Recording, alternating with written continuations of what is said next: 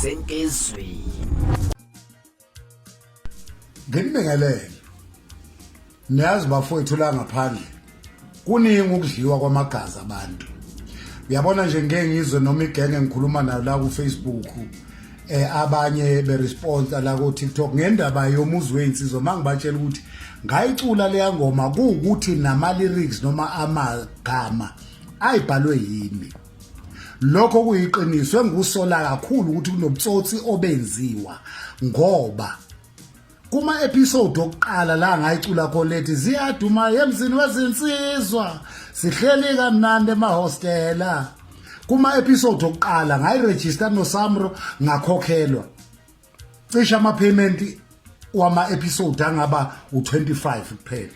Emveni kwalokho zaguquka izinto azange ngisakhokhelwa. Niyabona ubugebengu into ekhona ngoba kuthe kamva mase ngicheka sekuvela igama lika David Smelani owayengekho nokubabikho lapho. Ngiyaxakeka ukuthi kanjani mangabe khona kwaguqula ngikusayinele kuphi ngoba eSamro nakuma notification forms yimi iauthor of words noma umbhali wamagama futhi yimi engayiculayo.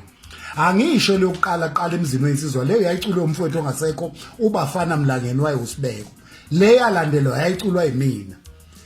USamro kusazomela achaza ukuthi kwaguqulwa kanjani ukuthi bese kuba khona omunye umuntu ikanganga ukuthi kwathi kulandela amanye ama series omuzi weinsizwa wona lama lyrics noma amagama ayiculwe yimi njengoba enjalo aculwa kodwa seculwa omunye umuntu okuwukuthi lokho kusho ukuthi I must be credited ngoba I am the original composer of those lyrics. Ake biyekwe ubutsotsi yaguquka kanjani injalo nje manje bazozibuza ukuthi le yayiculo usibeko umuphi umehluko kunale yakho. Umehluko omkhulu kakhulu. Yebo umnandi emzini wezinsizwa. Kasibeko le. Mina nezinto eziningi ngobheka lapho umkhize woshirwane ngase ngiedela okwami okusuka kuleli ikhanda elikhulu enilibukayo. Ngoba esakuthola ileli phepha okuthiwa ibrief ukuthi le ngoma mayiculwe kodwa angasali umuzi weinsizwa ngoba yomuzi weinsizwa konke lokho okunye kusuka kuleli ikhanda is my intellectual property right ngasishaya isilungu. Ngakho kusabe kusamela chaza ukuthi kwenzeka kanjani ukuthi ngingabe ngisakhokhelwa imali yakwamabanga leyo. So bakubhadala for first 25 episodes. Uyabona msakazi wami njengoba ungibuza leyo question mark ake ngithi iseries nje yonke bangikhokhela sezi statement. Yeah. Kodwa kwangixaka ukuthi kwi-composition kwase kubhalwe omunye akasekho ke emhlabeni omunye wababe ama composer o music ake ngithi ngapha ku instrument. Yeah. Akasekho emhlabeni. Ngafona ngabuza ukuthi ngise Samro bamfonela ukumbuza ukuthi kanjani ngoba ku notification of works iyakho bhuti. Yeah. Wena uzibhale njengomuntu nawo compozile kuma lyrics wathi hayi bekuyiphutha. Manje kuyangixaka ukuthi kuze kube manje ayikakalungiswa. Kodwa nangigugura sekuvela uDavid Smelani kuthiwa uye wakhompoza nakasekho emhlabeni wayicula kahle nje ubhuti wayihlala eThokoza. Kodwa kwangixaka ukuthi kanjani uSamro kusamela chaza how it happened.